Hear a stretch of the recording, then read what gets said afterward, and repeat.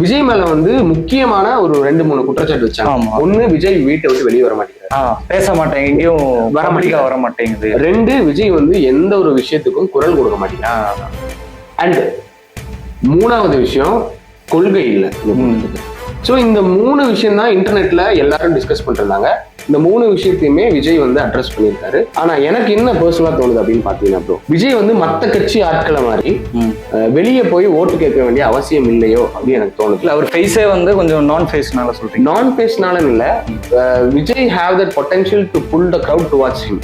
அதாவது விஜய் வந்து ஒரு பிரஸ், ஒரு மீடியா கிட்ட போய் தான் மக்களை சேரணுங்கிற அவசியமே இல்லை. விஜய் அவரோட மொபைல் போன்ல செல்ஃபி வீடியோ எடுத்து இன்ஸ்டாகிராம்ல போட்டாலே பார்க்கக்கூடிய மக்களா இருக்காங்க. அதனால மீடியா பிரஸ் மீட் கொடுங்க, இல்ல வெளியே பேசுங்கிற அவசியமே இல்லை. இதுக்கு ஒரு ப்ரூஃப் தான் டிவிகேவோட விசில் அப்படிங்கிற சின்னம் வந்து வெறும் 30வது நிமிஷத்துல ட்ரெண்டிங் ஆகிறதுக்கு முக்குக்கு மூளைக்கு கிராமத்துல வரைக்கும் பாட்டி குழந்தை வரைக்கும் விசிலுங்கிறது விஜயோடைய கட்சி சின்னம் அப்படிங்கிறது போய் சேர்ந்துச்சு அப்படின்னா தட்ஸ் சம்திங் எல்ஸ் ப்ரோ. அங்க இருந்து நம்ம வந்து ஒரு பவர், அந்த பவரை வந்து நம்ம அங்க இருந்து புரிஞ்சுக்கணும் அப்படின்னு நினைக்கிறேன்.